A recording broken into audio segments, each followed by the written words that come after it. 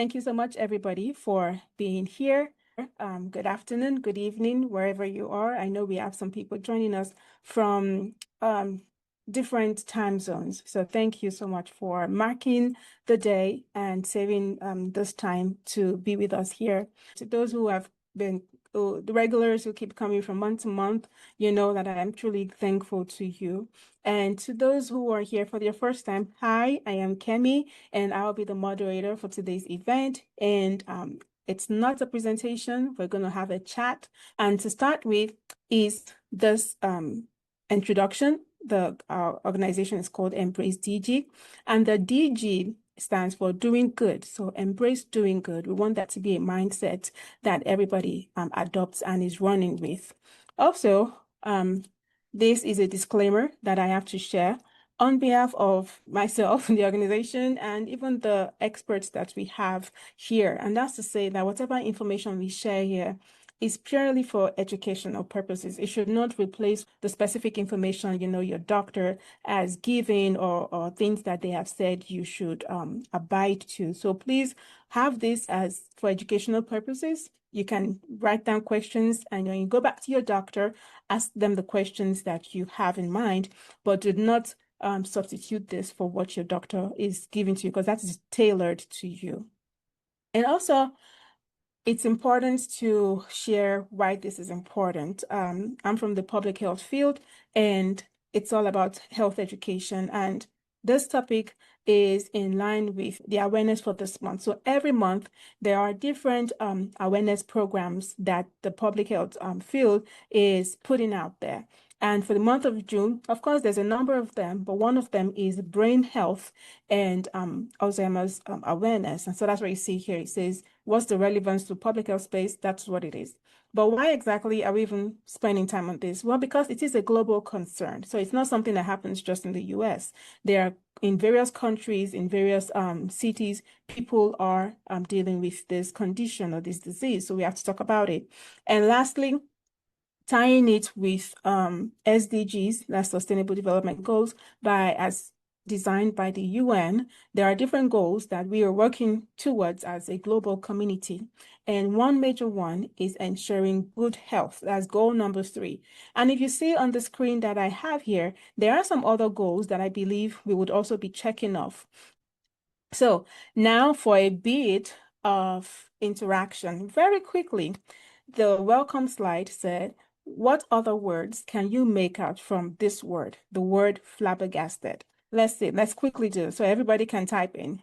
Yes, I see lab, I see gas, I see flag. Flag, great, blasted, grade. Okay, I did not see grade. Yes, grade, that's a good one. Anybody else? What other words? Flab, gab, blab, stab. Oh, Dr. Lana, stab. Okay, let's see. Great. Okay, great. Somebody's in the kitchen. Let's see. Barge. And I guess we can also have great, as in to be a great person. Okay, a few more seconds. Let's see, what else? What other words do we have from the word star? Okay, gas, My daughter said, she said, it's not a distant word, but it's F-A-R-T. And I said, that's a word. So we have F-A-R-T. Let's see, what other words can we come up with? A few more words. Anything fast? Yes, there's fast, and there's fast. Yeah, fasted. I fasted yesterday. Okay. Flare. We are on a roll. Thank you so much. We are having a brain exercise right now. Okay. All right. Thank you so much, everybody. This has been a good exercise. Okay. To ensure that we're all on the same page, I believe it's important to go over some words. So this is just to get our feet wet with understanding what these concepts might be. And then we will spend some more time, discussing this as we go. So the first word I have on here is dementia. And it says here that dementia is a general term for loss of memory and other mental abilities. It is severe enough to interfere with daily life, and it is caused by physical changes in the brain. So when we think of dementia, just think of its physical changes in the brain that result in loss of memory and other daily activities. Now, Alzheimer's is the most common type of dementia. I got to find out that they're actually not the same thing, even though they're used interchangeably, they are not the same thing. And the next word we have is cognition. And cognition is the mental process of thinking, learning, remembering, being aware of surroundings, and using judgment. Now, this is a did you know slide.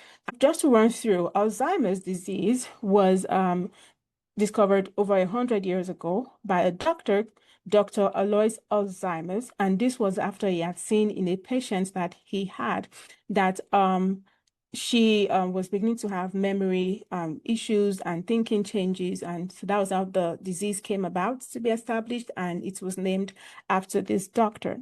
Worldwide, 55 million people are living with Alzheimer's and other type of dementia. I keep saying dementia because it's not just one. Alzheimer's is a form of dementia, but dementia has about different ones. I believe it says there are about 8 different types of dementia. I'm not sure if there's more, and our doctors would clarify on that. So just looking at this, it helps us to know why this is an important topic to spend some time going over, and hopefully as we go into the discussion, we would have better clarity on this. So now we are going to take a poll. This is another time for us to interact. Everybody, please, let's participate. Jump in as soon as the poll starts so that we can quickly get done with this and move on into our discussion. Question 1. Which of these social habits are you currently doing to keep your brain sharp? I have weekly coffee, phone or video dates with a friend. I am part of a club, a church, organization, a committee. I make it a point to chat with strangers like the cashiers and neighbors. I am a bit of an introvert, so I focus on quality time with my close family or pets. Okay, number 2. Which of these brain challenge habits are you currently doing? Number 1, I'm actively learning a new skill. So like a language, crafting, cooking, something of that sort. I read books or listen to podcasts on topics I know absolutely nothing about. That's an interesting one. I play strategy games, or do complex puzzles, or use brain training apps. Okay. I definitely could do more. I tend to stick to just my favorite daily routines. That's easy for us to do, to fall into that trap. Okay. The next question, I believe, is number 3. It says, which brain health habit do you find the hardest to maintain consistently? Which are you struggling with the most? Exercising regularly, eating a healthy diet, getting enough quality sleep, staying mentally active, so reading or learning or doing something of that sort, staying socially connected. Which of these are you struggling with the most? And then, before today's event, how concerned were you about your personal risk of Alzheimer's disease? I did not know about it before today. Not concerned, moderately concerned. I have a family history and I am highly concerned.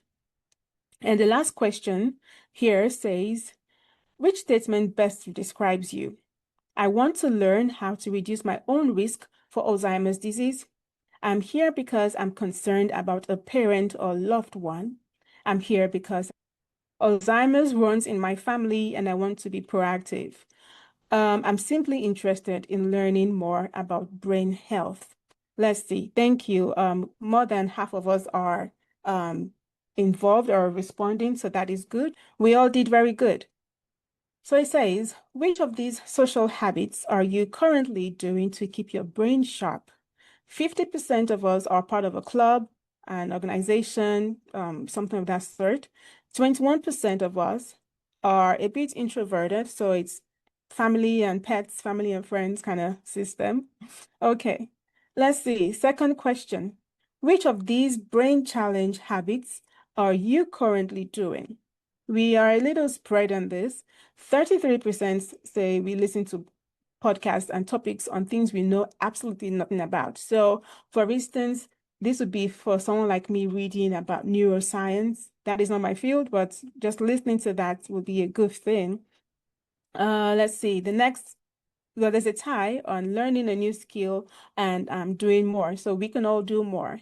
Even if you're doing something, still do more. Okay.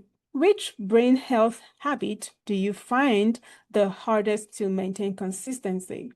And let's see, the highest response, we have a tie, getting enough sleep and doing exercise regularly. Okay, so to our doctors in the house, you know where to how to advise us on this. And then the fourth question, which with 64% of us not concerned. So before today's discussion event, we weren't so much concerned about Alzheimer's. And we have the next is moderately concerned. So some were not concerned, and we have some moderate concerns. And so the last question, which statement best describes you? 45% of us say, I want to learn how to reduce my risk for Alzheimer's disease. I think that is very important. And then 36 of us say, I'm simply interested in learning more about brain health.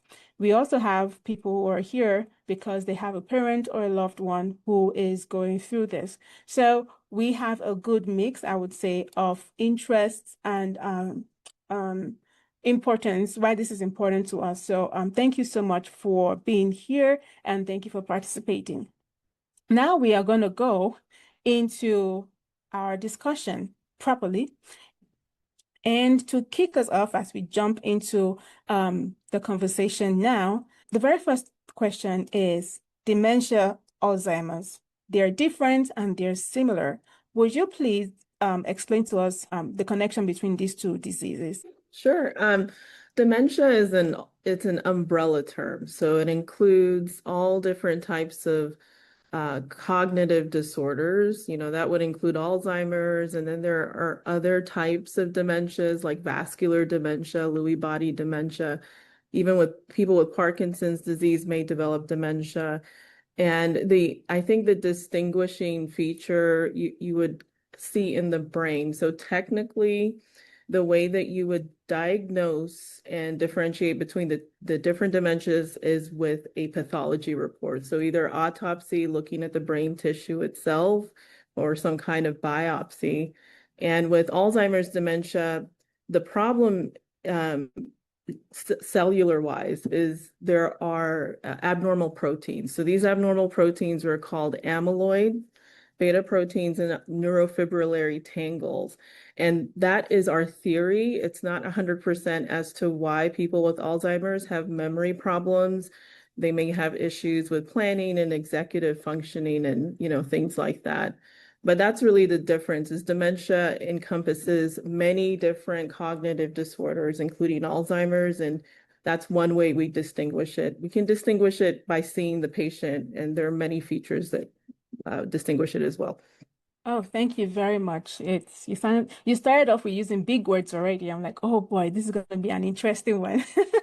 But thank you so much for helping to clarify that. Dr. Lana, do you have anything to add to that? Absolutely. She's almost exactly the same words that I would have used. Yeah. And I think that the idea of an umbrella covering everything is good. You had mentioned as well, Kemi, that when you looked at it, you thought, well, oh, dementia and Alzheimer's, oh, they're the same. That is, one of my questions, but that's one of the most common misconceptions. So when we see it as just as covering a whole lot of other conditions, then we can it helps to understand why one person with a brain disease might not look the same and totally behave the same, or even if they have the same kind of condition, they may not do and look and act exactly the same. So that's what makes it a challenge. Thank you. Thank you so much.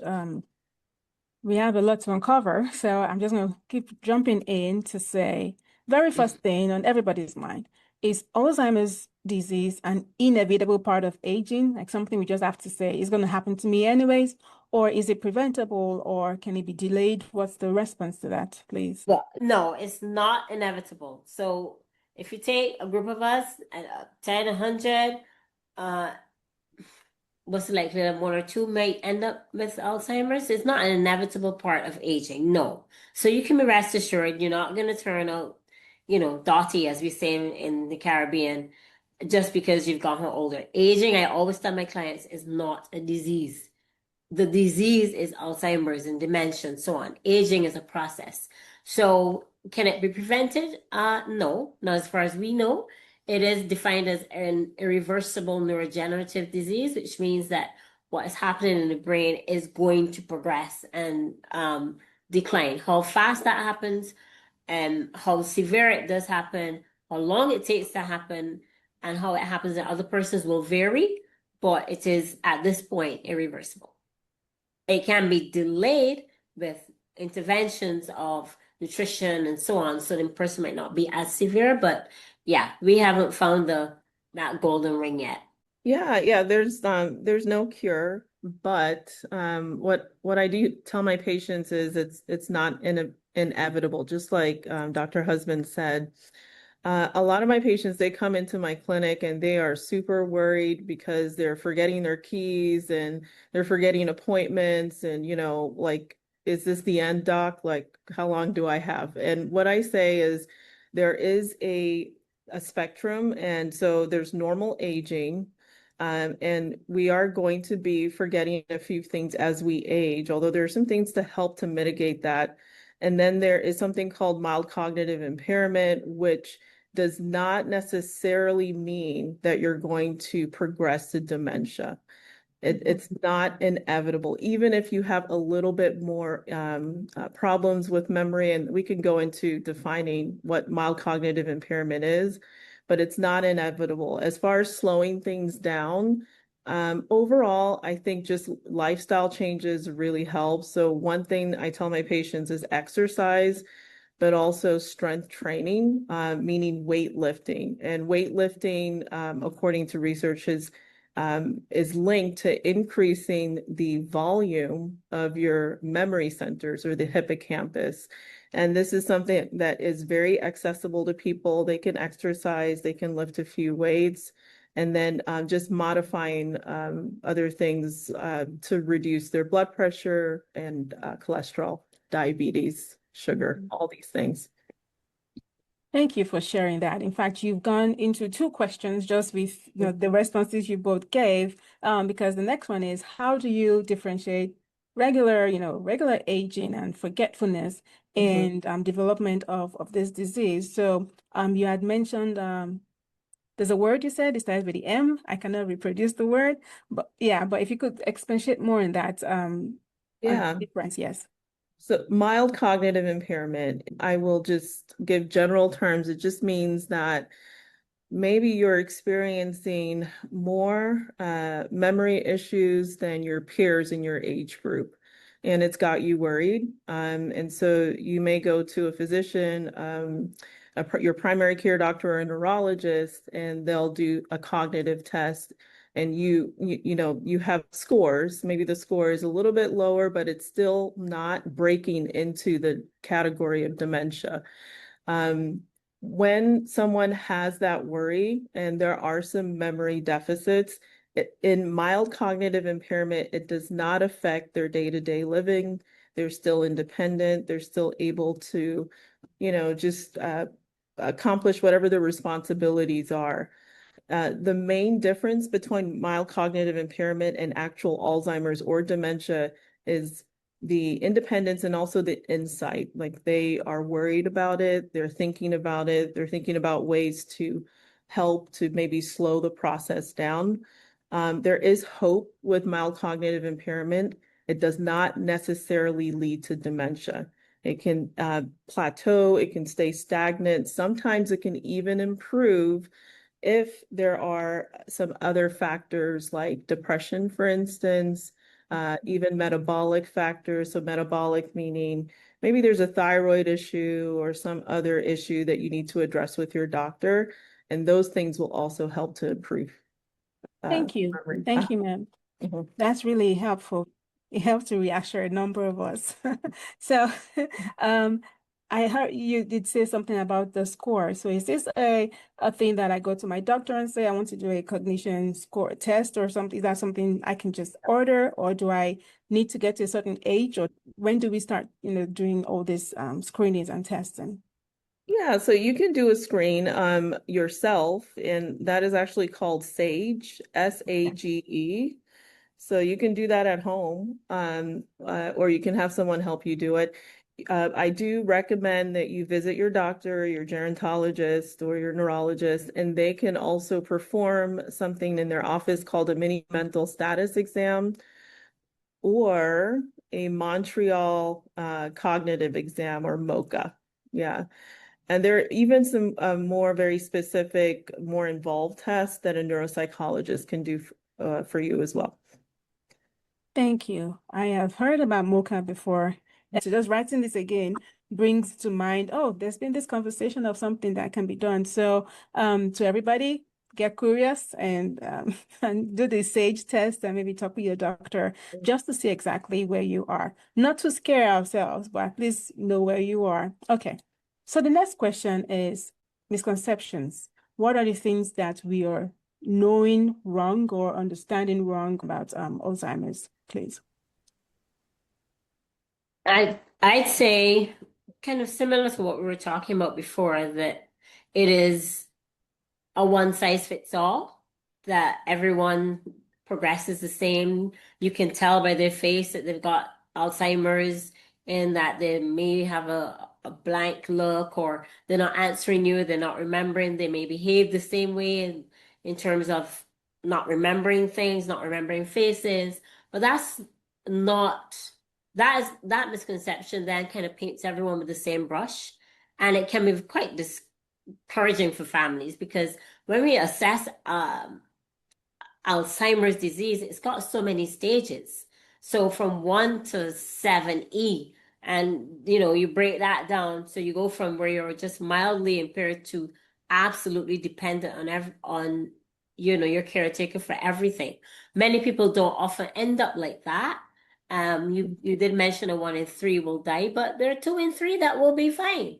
So the the idea that Alzheimer's is a life sentence, shall we say?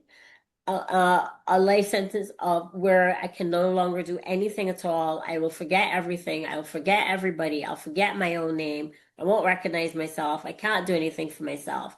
I think that becomes more of a discouraging thing. And what we can do, what I find, I just encourage patients to do is yes, we have this. Let's stage it. Let's deal with it. See what else we can, what other vitamins, minerals, what else you can do that you might not be doing right now, so that it's just like hypertension, that, well, not just like, but similar to any non-communicable disease. We cannot cure it. We will mitigate factors, and we will find a way to help you and your family to better manage that. So the misconception that this is a sentence, I think I would love persons to understand, no, don't despair just yet. You've just begun. Mm-hmm. Thank you. Yeah. Dr. Musa? No, I'm just gonna agree with that. Mm-hmm. I echo Yeah. that there is hope even in something as scary as this diagnosis of Alzheimer's, and there are many medical advancements, but we're also understanding the human body more, and preventative care even more. So there is hope, just combining all of these things. Mm-hmm. Thank you. I did pick that you said this can be there are lifestyle decisions that we can take and we can integrate or adopt that would help with preventing it, at least reducing the risk for it. So would you please touch on those? I know you, Dr. Muso, talked about weightlifting. I'm still trying to wrap my head around that. Yeah. But could you talk more about this? Well, I like to exercise and weight lift. And in my research, just to help my patients, I realized that weightlifting and resistance training, it increases an acid. It's called lactic acid. That's why you feel the burn when you exercise. And that acid, or lactic acid, opens up the blood-brain barrier and activates growth factors in your brain. So then it encourages your brain to go into something called neuroplasticity. And neuroplasticity is your brain changing and your brain learning new things, and it physically, structurally changes. You want your brain to have big, fat, healthy neurons, right? That's what prevents aging in the brain. And weightlifting does that by encouraging the release of insulin growth factor. And then there's something called brain-derived neurotrophic factor. These factors increase the dendritic spines in the brain. It increases the number of neurons in the brain. And it also increases how fat the certain lobes are, including the hippocampus and the temporal lobes. So it's like a mirror. Like if you're exercising and you're working out your biceps get larger. There are certain areas of your brain that will grow because of these growth factors. Thank you very much. I know somebody who will be very happy and who will probably flaunt this in my face to see all the weights, and we have 5 kg, 20 kg, we have dumbbells, we have everything. So I'm sure this is going to make somebody really happy to hear this. Okay, so could you also touch, did somebody want to say something? Okay, could we expand? Now, I was just adding to the exercise, just for that. The research also, I know Dr. Adetoun would say, would show that it's especially lower the legs, so our thighs and our lower limbs, really, the strength is as much as 40% change. And this is not woo-woo stuff. This actual research that has come out recently in the last 3 years, so we know it's pretty sound. So leg strength is brain strength. So the stronger your legs are, 10 squats a day, every time you get up, you can do a squat. That tends to break up those same tangles that we have in our brain, breaks up the deposits that can form from as young as 20 or 30. So, because remember, by the time you see someone at 70, they didn't just get Alzheimer's then. This was building up for 20 years, according to our research. So, again, that kind of plays into when do you start. It's never too early. Always remember that what you do, everything that we do today affects tomorrow. So the effects of exercise also releasing those feel-good hormones. We can't do without those. So it makes you feel happy, accomplished, calm. You get oxytocin release. You get, as she said, insulin growth factor. The brain, the memory section, amygdala, hippocampus. We call them big names, I know, but we really just mean the parts of the brain that connect and make us remember people, faces, things, what we normally do. And it makes it strong, bigger, because when you look at CAT scans of persons with Alzheimer's and aging, the brain is actually smaller. So what you're actually trying to do is what exercise does. It makes it bigger. It fits the skull. It doesn't just get size. The connections are better. So you would make the connections faster, better, and stronger for longer. So like there's so much that can be, plugged and, cheered for exercise. Thank you so much. We had a discussion event before, I think it was last year, similar about the same time also. And that kind of influenced the poll questions we had about brain activities and the things that we're doing. Would you please touch on how we've talked about exercise, and I understand we are trying to grow new neuropaths, and we are trying to ensure that our brain is growing and that we have better connections, So let's touch on things like our lifestyle, things like the food we eat, diets and social connections and all of that. How do all these factor into Alzheimer's? Dr. Lana, would you continue since you spoke last? Okay. Diet-wise, wow. Not specifically touting any particular diet, but we do know there's something called the MIND diet or the Mediterranean diet, and that has to do with increasing the good fats and the more vegetables, healthy oils, and seeds, nuts, grains. What you see, kind of like go to Greece and you see what they eat, kind of thing. So it's more of reducing the fatty foods, fried foods, which actually create toxins in the body and the brain, and you want to replacing it with those natural vitamins that will give you protein, which helps with the brain development and muscle development and so on, but also minerals and supplements that you don't have to just keep taking pills for this and a pill for that. You can actually get it in your food. So the mind diet is really recommended, and they give you portion sizes and so on. So just think of more vegetables, more protein, less fat, less fried, no alcohol, or if possible, like no alcohol. I know from the Caribbean, if I said that, I'd probably be, ostracized at dawn. But that's just the research. Alcohol is so bad for your brain, and smoking. So that'll be, I know that's not a vitamin, but we're talking about overall lifestyle changes. So those are my biggies. And then supplements in terms of you must take it. I would say for the aging brain, vitamin D, without a doubt. We're all indoors. We don't metabolize it like we used to. Older persons don't because their stomach acid doesn't absorb it.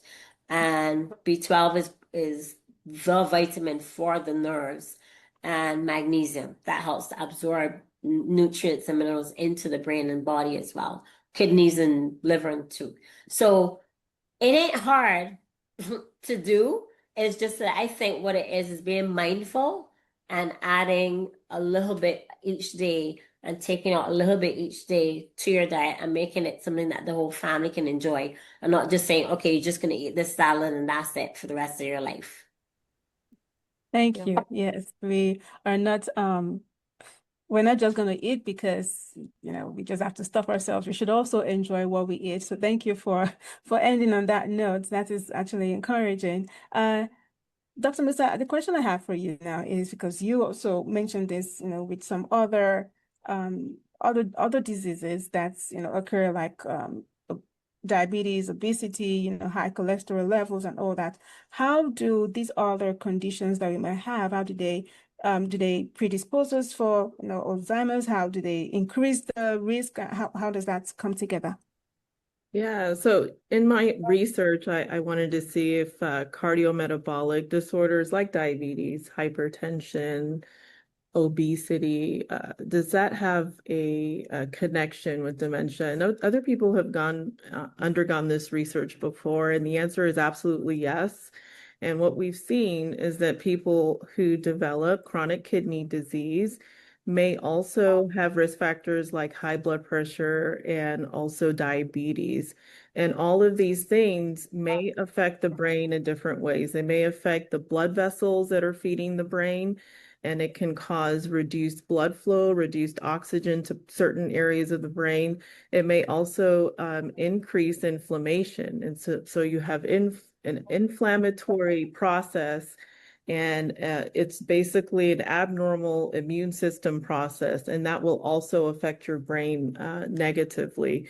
So it is so, so important to not only, do these dietary changes and exercise, but also to regularly check with your primary care doctor. They're going to do blood work. They're going to check your kidney function. They're going to check your cholesterol. They're going to check whether your A1C is right where it should be, or do you have prediabetes or diabetes?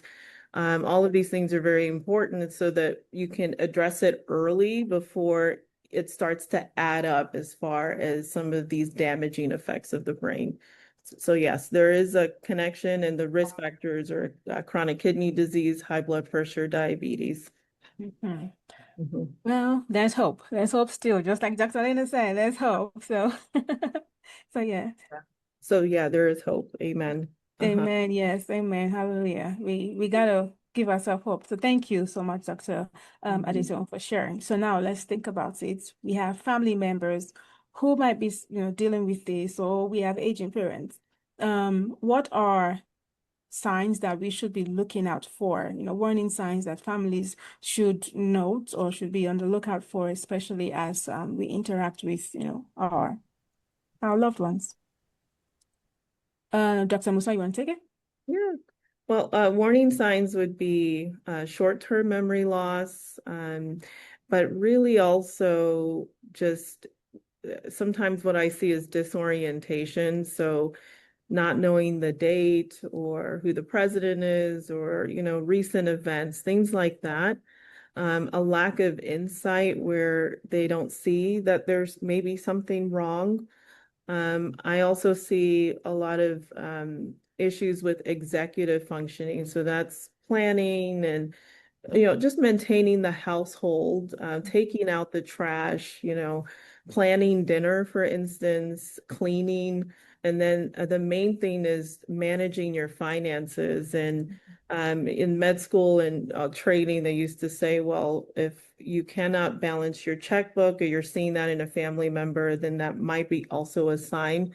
I don't know how many people write checks these days, but just understanding what is in your account and what's going out, that requires a lot of planning as well, which is negatively affected.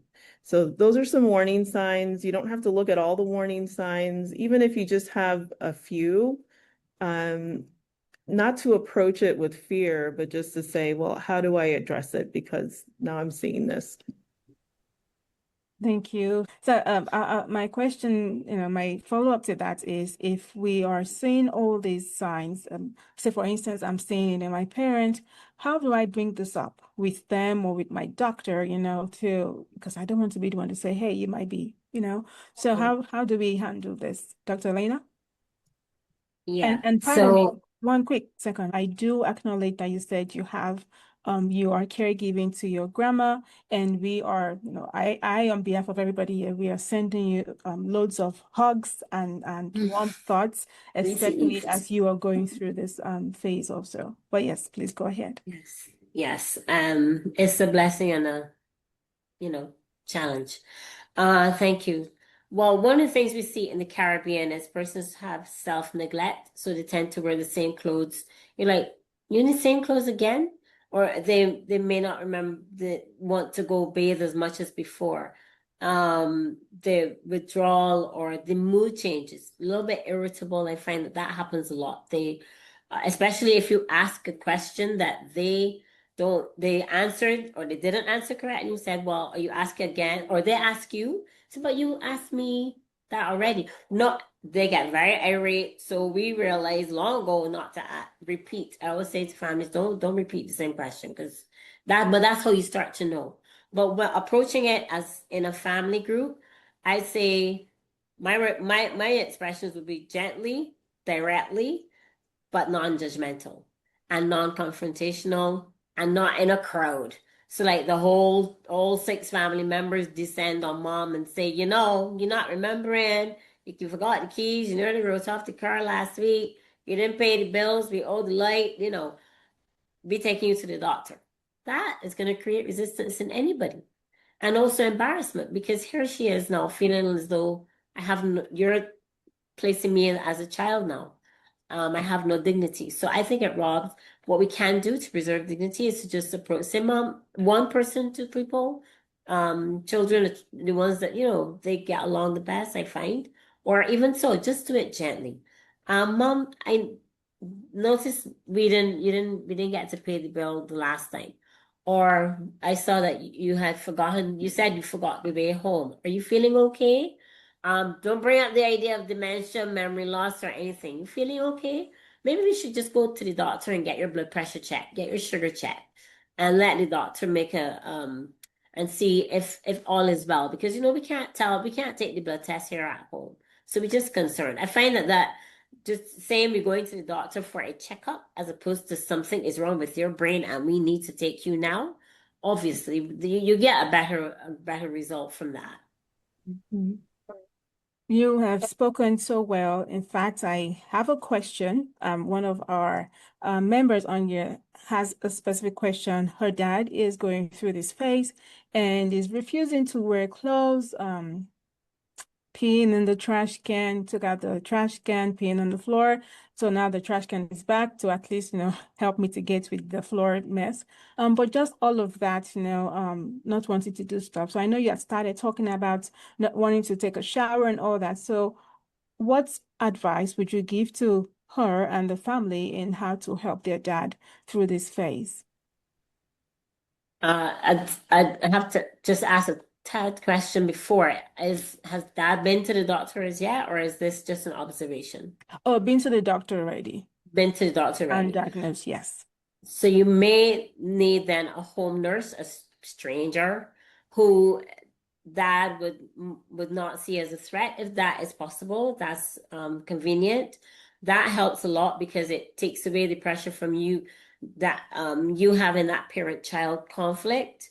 That's one. Secondly, it could actually be, once there's no infection and once everything is seen to be okay, that person who you are calling will be trained in older person care, and so they know the strategies of distracting. So if you're finding them going to do that, we'll say, well, Dad, let's go to, let me help you to the toilet. There may be resistance, so if you find that there's too much resistance, I'd advise a carer. But in terms of if there's a real mood swing in terms of irritability or attitude or aggression, that would require suggesting, maybe the doctor can make a house visit, or, that I think I was concerned about you. You said you had a chest pain, or you just come up with something because not might not remember anyway. So let's go to the doctor and let's see. So sometimes it works, the distraction, so they go to where you want them to go. Sometimes it does not, and you do need another person in the house, or the doctor or some other professional, healthcare social worker, to come in and sort of guide how best to deal with those situations, if that makes sense, if that helps. Yeah. Thank you. Just because the person is going to retain anonymity here, so she might not be able to respond, but I believe if there are follow-up questions, then I can also send this to you. But I believe that should suffice. Also, Dr. Musa, did you have a contribution? Yeah, just from my experience, it's a really sensitive subject when you are the one who's suffering from a memory impairment and you feel ganged up on. And so from just dealing with family, I think I would agree with Dr. Lana that, you could approach it gently, maybe just with one person or one primary caregiver. And what I've seen is that when they come to see me, they don't call me a neurologist or a brain doctor. They just say, Mom, I think you have to go see the doctor and we can check your blood pressure, just check you out. And so I use very general terms because, we are telling the truth that you have to get checked out. As far as some of the behavioral disturbances, like let's say someone is sundowning or agitated, you could go over that with your neurologist. I typically will do a combination of medications if I don't find an infection or if I don't find something else in the blood, like low sodium. There could be many different things. If we rule out a medical problem, then we can maybe just target the behavior, either with medications that are safe for that person or with neurobehavioral intervention. And we do use neurofeedback to help to reduce some of that agitation in some of those patients. And it makes it easier to redirect people that need that redirection. Okay, thank you. So in the case of a family that has just recently received news that their parent is, diagnosed with this condition and they're going to be dealing with, what are the next steps, what do you do right from the doctor's office? How do you progress? And what are the things to avoid? I know Dr. Lana, you started talking about it, but could you also handle this, please? And then at one point I will hand over to Dr. Musa, because that's what I would do, hand over to the neurologist. Okay. So I will start when families have a new Alzheimer's diagnosis. The first things you want to think about is what type of caregiving, what kind of caregiving, what living conditions, what are you going to do? There's social, there's medical, and then there's general. So, and then, there's end of life. So the whole list of it has to come, and it all seems to come all at once. So and house changes. So who's going to be the caregiver? What you're going to do? Have a family meeting who's going to do the prime thing? Are we going to think about hospice care? Well, we don't have that here, but nursing home care. Are we going to get in a nutritionist? If they were driving, we have to talk about that. Inform the family about the stages, and not to overwhelm them, but to just let them know that this is progressive, but you don't have to worry. It might not change just like that. Some cases take a little while. Some might be 2 years. Some people might be fine until 20 years later. So, and to reassure them, although it may seem like every hour changes, you adapt, you go with the flow. What kind of therapy you want to use, whether you want to use traditional therapy or alternate therapies, that is up to the family. If they want to use the one drug that we have here, and in the majority of the world, they will decide. And I also speak to a strict daily routine if you're going to be aging in place at home. So in terms of the brain needs routine. And so what routines are you going to do? Schedule meals, schedule doctor visits, schedule dentist. You just ask the doctor, you just get through all the lists. And one of the other key things is an attorney so that end of life planning can be done. Now that comes later because we're not saying the person is going to be, but the longer time goes, the less they remember, the less authority you'll have in them writing a document to say who will be their executor, who will be what. And then you go from there. And then you tell them there are other blood tests that have to be done.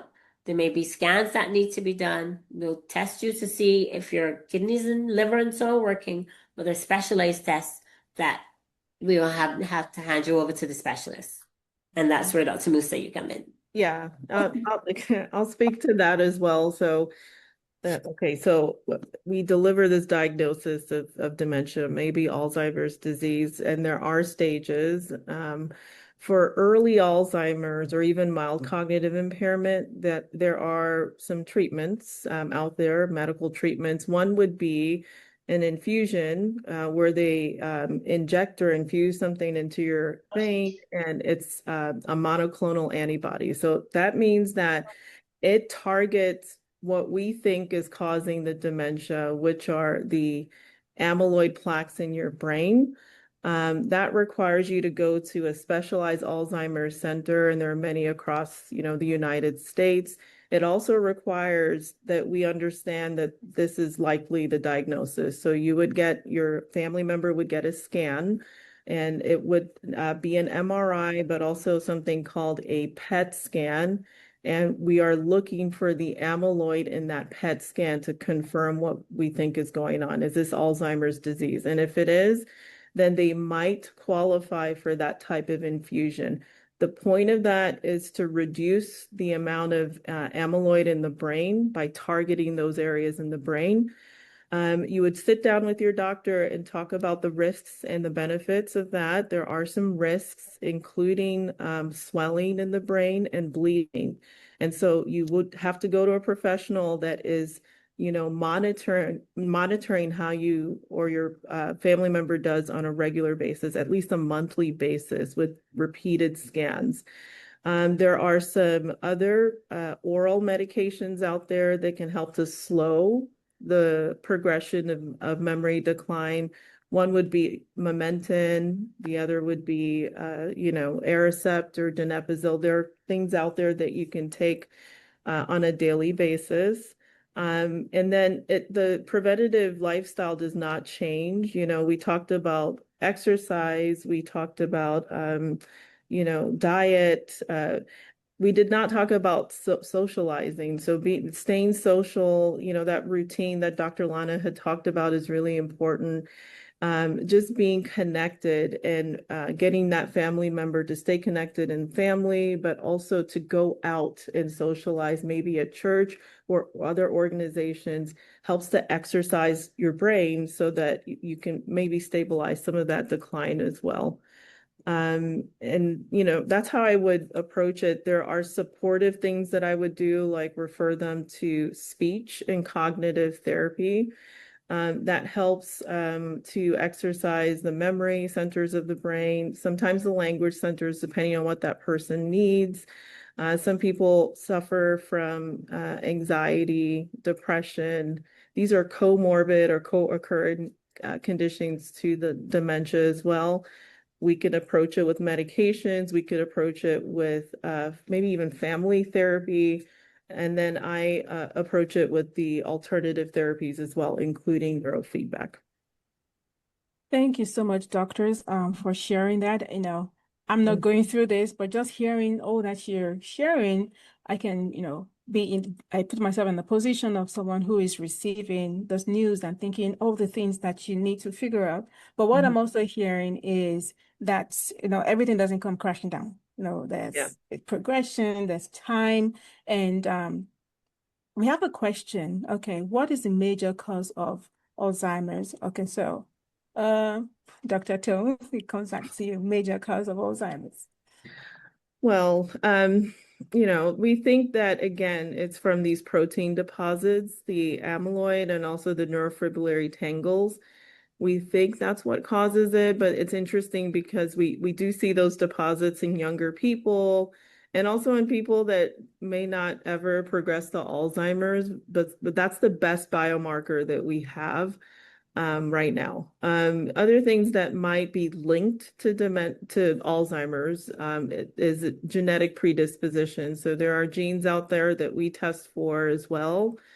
Other causes or links would be traumatic brain injury, repeated concussions may also lead to formation of these proteins as well. Mhm. I hope that helps to answer the question, Mr. David. And I'm thinking now, even when the family knows about this, when you make a diagnosis, how do you break this to the patient, and how does the patient receive this? Is this something you let them know immediately after you do the testing, or what's the next step for you just as a caregiver? Dr. Zo? Okay, well, the way I would break it down to the patient or break the news, it depends on how much the patient can process at that stage of dementia. But let's just assume that maybe this is mild to moderate. It's important to treat the patient with respect and dignity and define what is going on. That, I see that you are having some memory issues, and we did see some of those memory issues scored on your memory test. And I think likely this is a form of dementia, but there is definitely hope. It does not mean that things are going to just get worse overnight. There are many things that we're going to do, and we're going to help you and walk with you in this journey. So then I would present, some of the additional tests, but only the highest priority tests. I don't like to put too much on them. And then maybe a treatment plan, including the medications and some of those supportive therapies as well. Thank you so very much. That's comforting to hear. But I see Dr. Lana's comment about how lack of access to PET scans and to certain like the infusion therapy and all that in the Caribbean. And of course, I would expand this to all the regions of the world where the healthcare system might not be as advanced as we have in the States here or in other Western countries. So how then would you recommend a treatment plan for a patient living in a country with substandard health systems? Dr. Lana, how are you coping? Yeah. So I find that it's a lot easier. It's not restrictive. Yes, it is restrictive in terms of what we can provide for you, but it is not the end of the world because many of these drugs were approved just last year before last, let's say, and recently, and the tests themselves have their own cautions with them, and the drugs will have their own cautions with them, as Dr. Musa said, there's bleeding, so you have to take all those into consideration.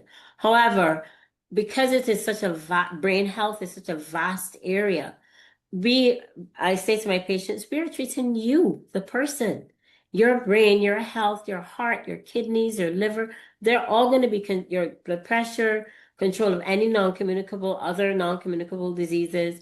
They will all contribute to the health of your brain without you needing I say the word big, fancy, expensive things, because then they'll go into despair thinking, well, hey, nothing will be done. So there's a cadre of team who would be the physiotherapist as necessary, nutritionist for sure, the social worker who comes in. Dental health is crucial because you need to make sure that that's healthy while they're eating healthy foods.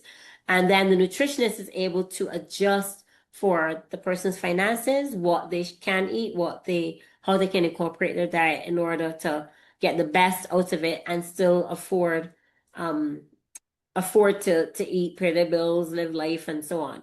In terms of a carer, and to have family members to come and what in my family we do shifts. We have a main caregiver, but we all help with the evening shift. Night shift she still kind of does, and we have a carer in the day. Everyone can't do that, but whatever we provide, we give you the options of carer, give you the options of your team so that you don't feel alone. You can always call your nutritionist. You can call the social worker. You don't have to just you can call the district nurse, the community nurse, and that person will help you as well with any other questions that you have. So it's it's a team effort. I always say we're in a team, bring the caregivers, have them in the team, and we go from there. If you have any questions, and we always have a way of review. 3 months, 6 weeks, we do the review. They say what the assessments are. For example, if sundowning starts to happen, I give them the option of wanting, if they want to try the medication as a trial or not. We see that, we use it. And if they don't want to do that, no problem, because, it's a progression. But the main thing is exercise, diet, community, family, and nutrition. Those are the core. And that's going to be core whether you use the ivory drugs. That's going to be core whether you're in a developed or developing country. So it still will be a factor in your overall healthcare and your management, and your staging and your slowing down of any decline. So there is always hope. There's never nothing we can't do. I always say we can always do something to help you. Mhm. Amen. Yeah.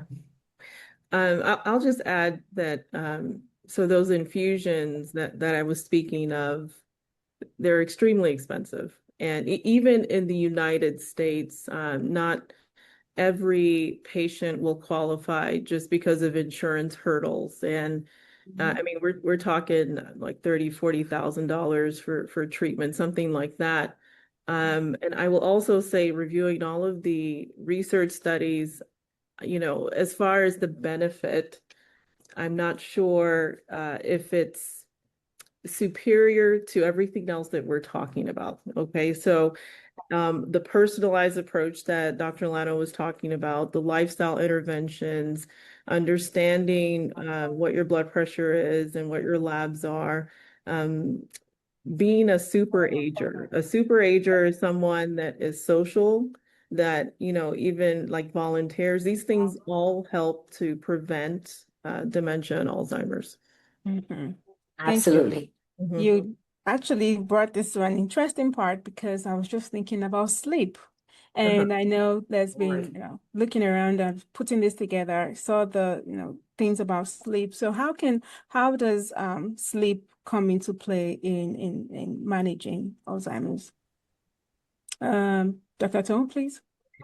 Yeah, sleep is very important. It's very important to establish a regular sleep-wake cycle or circadian rhythm. And people with Alzheimer's or dementia, that is disrupted. And a lot of times it's because of sundowning. And sundowning just means like literally when the sun goes down, things start to change. They become agitated, irritable, paranoid.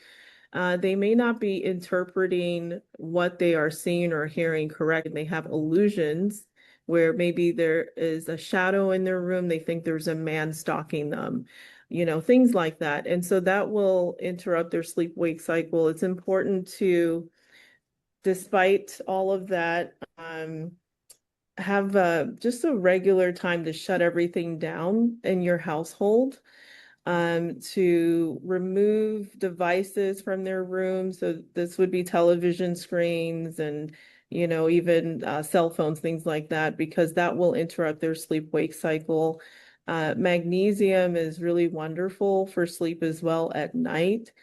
Just having that regular routine, that bedtime's at 9 p.m. You start shutting everything down. You take that bath, and it encourages them to get into that routine or schedule. There are some medications as well, and I have had both a lot of great success stories, and sometimes it just doesn't work because this is personalized. It depends on the person. So, there are some people that really, really want naturopathic intervention. So that's the supplements, for instance. So melatonin might help. It's kind of a double-edged sword because you will develop a tolerance to melatonin. You can get this over the counter, but you may need more and more and more melatonin to get the same effect, but it does help. There are some studies that show it may worsen memory over time. That's just the theory, but that's out there as well.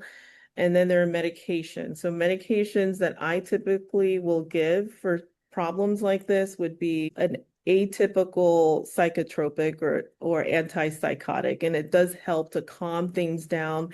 Things that might be scaring them at night are not so scary, and they can get their sleep. If that doesn't work, there are studies that show that EEG biofeedback helps to target these brain frequencies that are supporting the agitation, and it helps to enhance brain frequencies that help with sleep as well. So I do all of the above is what I do. Yeah. That is quite extensive. Yes, thank you. But that is for the patient. So how does that work for, the non-patient? So in terms of reducing the risk, does the sleep help in any way? Because I'm thinking we're eating good, we're lifting the weights and all that. Does sleep play a factor in reducing the risk? Oh, can I take that one? Because I love that's my fascination with caregivers, and just posted that actually just yesterday because sleep is a huge thing for caregivers. They don't get any. I mean, it's that's just so realistic. It's crazy to find out. But we talked about routine, and we talked about having inconsistent routine and consistency. I suppose are the same thing. However, I do agree with Dr. Musa 100%. So the three things I would say the brain thinks in threes. Say disconnect, clear the clutter, and connect your mind and body. So for the family caregiver, everybody's going to be doing this. Depending on the stage of Alzheimer's the person has, everybody in the house we start to dim the lights at a certain time. We start to say, okay, mom, dad, close the curtains. We're preparing for bed. You take down any loud noises that you can, play calming music. There's music with frequencies. There's music for cognitive behavioral therapy. There's loads, millions literally on YouTube that you can find that can play, and you find the one that you like best. Play it in the background to kind of soothe it. Then there are calming teas that can be given. So everybody has a cup of tea. Mom, you're gonna have a cup of tea with me? So no tech, that blue light that comes from all the phones does suppress the melatonin in our brain that helps us to sleep. So we're trying to take it, and then we're depleting ourselves of it. So no tech in the bedroom at all. Clear the clutter, have maybe just a stretching exercise. You can do yoga if you want. You can do light stretches, meditation. And I also find for family caregivers, journal how the day went, journal how you felt, but also journal what you were grateful for. And then you can go back into it because it helps you to see, hey, this process, what you've learned, how you've grown. And then finally, mind and body connection for caregivers, and depending on the older person, take a warm shower before bed. Why? Because then it'll cool you down. Make sure the room is cool because that promotes sleep. And anything else that you have realized helps to make sure there's total darkness in the room, except maybe for a night light if they want to go to the bathroom. And that will be a sensor night light. So those little things, they're little, but they're so big because as long as you do them consistently, it's a lifestyle thing. This is for life. This is not just a quick fix to give one pill and we're done. So it's how we manage it. Yeah. Yeah, I would just say that just like for us, we should be getting sleep. It does reduce the risk of all chronic diseases, and even if it will reduce the risk of cardiovascular disease if you get enough sleep. And so, yes, it's very important preventative measure.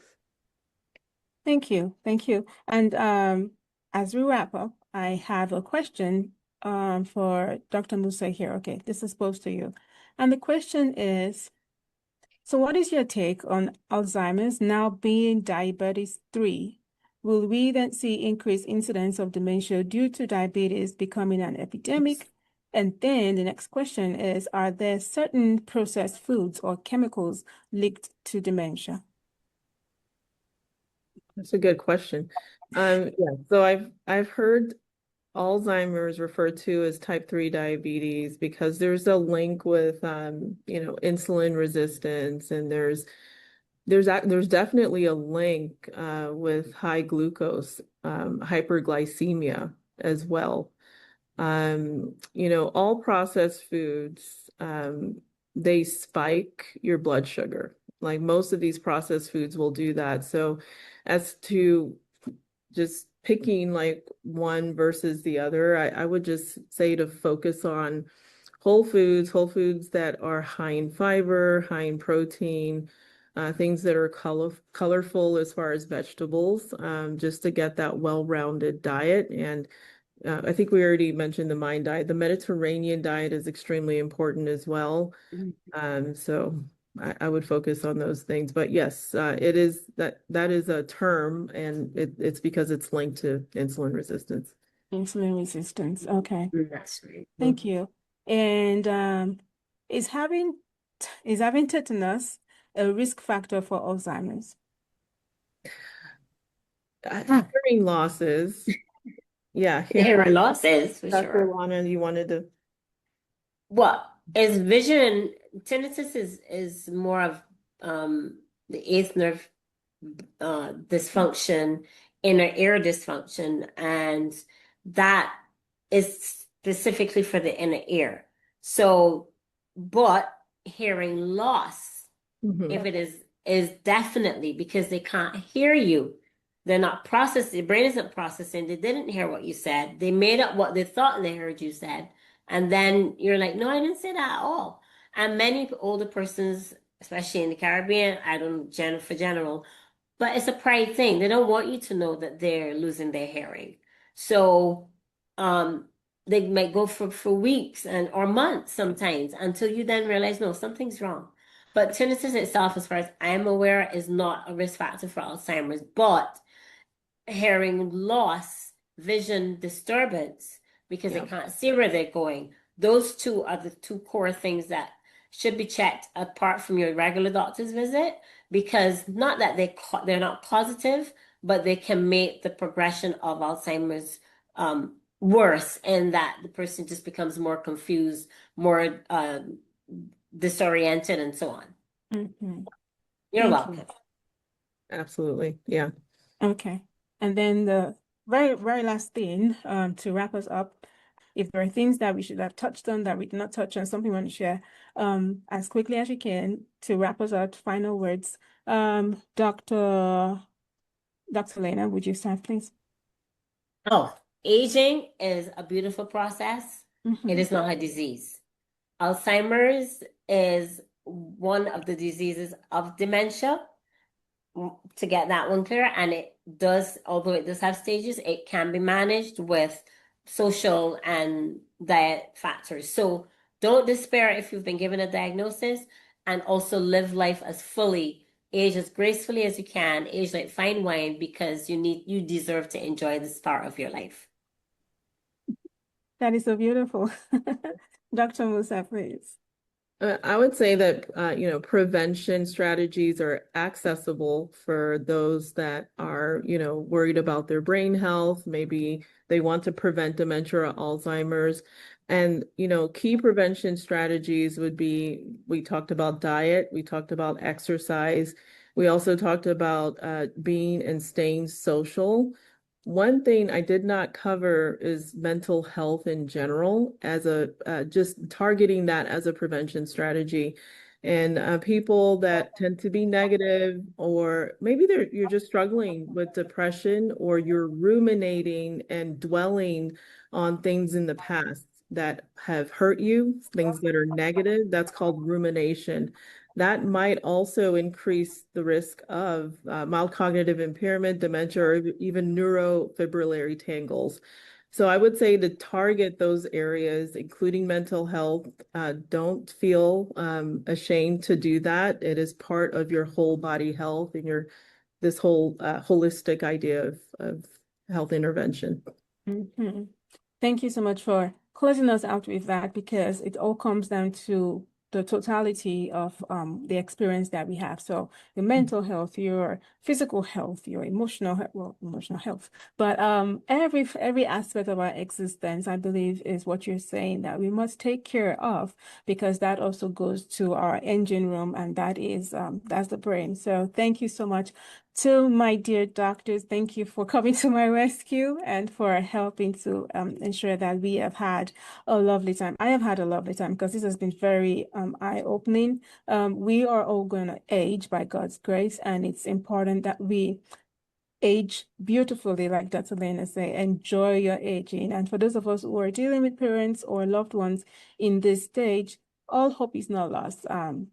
Day by day, I believe that there are help out there that can help us with dealing with this process. So thank you again, Dr. Musa, and thank you so much, Dr. Lana, for being here. And to everybody, thank you. Thank you for spending your time with us this afternoon. And something to note, the discussion for next month is going to be on July 26th. And starting, like we said at the beginning of our discussion, we tend to follow the awareness programs, designed for each month. And one of the awareness programs for July is UV awareness, and that's for the ultraviolet rays from your sun. So to talk about this and other things that might, come under this umbrella, we've captioned it Beyond Beauty. So this will capture things like our healthcare, self-care practices, the products that we use, the things that, we apply and we ingest, and all of that, all the things that come into our self-care practices, things that we need to look out for, and the things that we should be, taking more of. So that is going to be for July 26th. I'm coming up, in about a month or so. And also we implore you to join with us. We still have a few more days to finish up with our school ready drive. So if you still have that provision in your heart to join us in fulfilling our goal with the school back to school ready program, we call on you to please donate. You can donate using the link embracedg.org/donate. And if you also want to donate to these discussion events as they go on monthly, we also would appreciate that. And that's going to be the same link. We are working to get the audio version of each discussion event onto the podcast, so you can also listen. And the ways to connect with us would be via email, dg@embracedg.org. Our website is www.embracedg.org. And on the website, we actually also put the video of each discussion event. So if you go to the website now, you'll find the video for last month's discussion event. And later this week, it will be updated to have this month's discussion event. And online on social media, we are embrace.dg, and the podcast is called Doing Good Impact. And that said, thank you very much. If you were invited by somebody and you do not receive our emails directly, I implore you to please sign up for future discussion events. That's going to be bit.ly/embracedgde. And that's the way to sign up, so you get direct information about our programs and all the discussion events that we have planned. And on that note, thank you so much. Enjoy the rest of your month, and happy July 4th in advance.